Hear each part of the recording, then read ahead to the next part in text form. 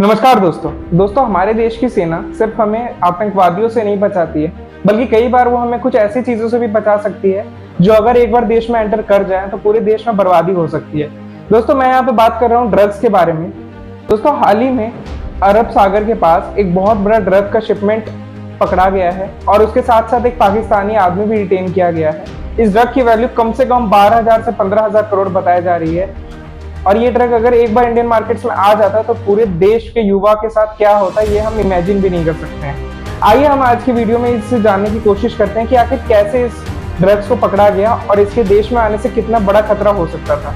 दोस्तों ये drug almost 2,500 kilogram drug था और इसकी एस्टिमेटेड वैल्यू 12,000 से 15,000 करोड़ रुपए बताई जा रही है। 12,000 से 15,000 करोड़ रुपए इसके एस्टिमेटेड वैल्यू इसलिए क्योंकि जब ये ड्रग लोकल लोगों को बेचा जाता है, आम लोगों को, तो इसकी वैल्यू और ज्यादा करके बेची जाती है ताकि उन लोगों को प्रॉफिट हो जो ये बेचते हैं। और जिस टाइप का ये ड्रग था, सबसे बड़ी चिंता की बात ये है कि उस ड्रग को एक बार अगर जिसने भी उसकी लत लग जाए तो फिर उसे छोड़ना बहुत मुश्किल है और इंसान बेसिकली धीरे धीरे ज़ॉम्बी जैसा बनने लगता है। मतलब एक बार अगर आपने क्रिस्टल मेथ का लत लग गया आपको, तो फिर उसके बाद आपके दांत धीरे धीरे सड़ने लग जाते हैं, आपकी थिंकिंग कैपेसिटी धीरे धीरे कम होने लगती है और ऐसे करते करते एक बार एक आदमी ज़ॉम्बी में ही ट्रांसफॉर्म हो जाता है। बेसिकली जब दिमाग ही उसका काम नहीं करेगा, सोचने समझने की क्षमता ही नहीं रहेगी, तो वो बेसिकली ज़ॉम्बी ही हुआ है ऐसा व्यक्ति। दोस्तों इस ड्रग का नाम क्रिस्टल मेथ था।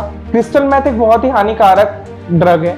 दोस्तों क्रिस्टल मेथ ड्रग के ऊपर यूएसए में एक बार एक सीरीज भी बनी थी जिसका नाम था द ब्रेकिंग बैड।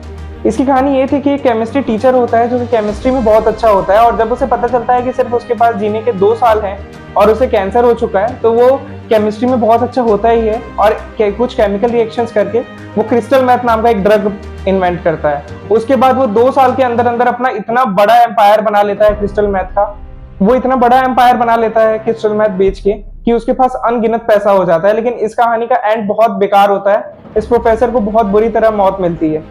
लेकिन एक्चुअली में अगर ये ड्रग गलती से भी इंडिया के मार्केट्स में आ जाता तो देश के युवा को बहुत बड़ा नुकसान हो सकता था। दोस्तों यहाँ पे चिंता की बात ये है कि अब ड्रग ट्रैफिकिंग इतने बड़े लेवल पे पहुंच चुकी है कि इतनी बड़ी बड़ी मदरशिप्स निकलती हैं और फिर वहां से ये चीजें दूसरे देशों में ट्रांसफर होती हैं। अब आप ये पूछेंगे कि आखिर इस ड्रग बस को पकड़ा कैसे गया और आखिर में ये मदरशिप है क्या। तो दोस्तों मदरशिप्स एक्चुअली में ये शिप्स होती हैं, जैसे कि आप ये मानिए कि अगर ये बड़ी बड़ी शिप्स जो बहुत ज्यादा ड्रग्स लेके आती है, ये अगर हर कंट्री में जाएंगे डिलीवरी करने, तो वहां पे इन लोगों के पकड़े जाने के चांसेस बहुत ज्यादा है। तो ये जो मदरशिप्स होती हैं ये एक कंट्री से निकल के बेसिकली एक सी या ओशन के बीच में आती हैं और वहीं खड़े रहती हैं और फिर दूसरी कंट्री से जो छोटी छोटी शिप्स हैं वो यहाँ पे आती हैं और फिर यहाँ से सारे जो ड्रग्स है वो ट्रांसफर करके उन कंट्रीज में सप्लाई किए जाते हैं।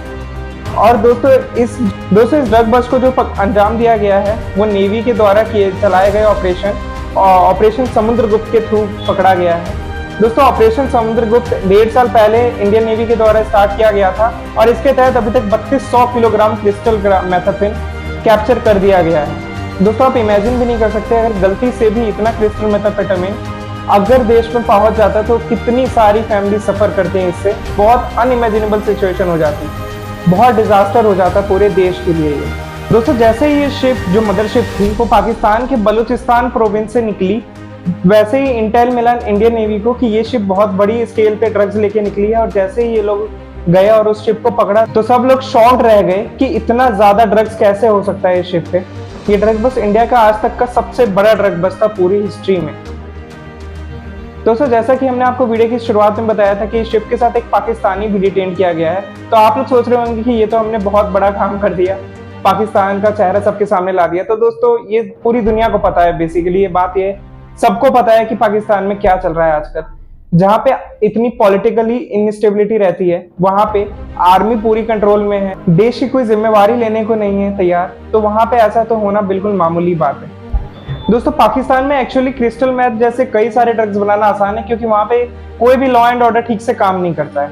वहां की एक बहुत बड़ी आबादी, आप इनके बड़े शहर जैसे लाहौर इन सब के बाहर निकल के जब इनके गांव वाले एरिया में जाएंगे तो आप देखेंगे कि बहुत बड़ी युवा जो एक बहुत ज्यादा एसेट बन सकते थे अपने देश के लिए, वो क्रिस्टल मेथ की बुरी लत में फंस चुके हैं और बेसिकली उनका बिल्कुल फ्यूचर खत्म ही है। लेकिन ये बात पाकिस्तान की आर्मी, वहाँ के जनरल्स, वहाँ की जो भी पॉलिटिकल पावर हैं वो सब एक्सेप्ट करने से डिनाई करते हैं लेकिन कई बार न्यूज आर्टिकल्स में ये छप चुका है कि क्रिस्टल मेथ बहुत बड़ी समस्या है पाकिस्तान के यूथ के लिए, और पाकिस्तान की इकोनॉमी का भी डूबने का शायद ये मेन कारण हो सकता है, क्योंकि जब यूथ ही किसी देश का काम नहीं करेगा तो वहाँ की इकोनॉमी कैसे जनरेट करेगी पैसे। दोस्तों थैंकफुली इंडिया यहाँ पे एक ऐसी कंट्री की तरह खड़ा है जो बिल्कुल इन सब चीज़ों के बिल्कुल खिलाफ है, और साफ साफ कई बार डिफेंस मिनिस्ट्री ने भी कह चुके हैं कि अगर किसी भी कंट्री को इंडियन ओशन में ड्रग्स और टेरर के लिए कोई भी सप्लाई की जरूरत है, अगर किसी भी चीज़ की जैसे कि हथियार वगैरह, तो इंडिया उनके सपोर्ट करने के लिए पूरी तरह से रेडी है।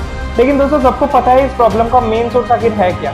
कई बार ऐसी न्यूज़ें आ चुकी हैं, पहले भी कई बार ऐसी खबरें आ चुकी हैं, पिछले साल भी कुछ खबरें आई थी। अभी हाल ही में एक खबर भी आई थी कि ड्रोन से कुछ ड्रग्स डिलीवर किए जा रहे थे पाकिस्तान की तरफ से, तो उस समय भी हमारी आर्मी ने उन ड्रग्स को रोक लिया था यहाँ पे आने से। पंजाब में एक्चुअली ये डिलीवर हो रहे थे।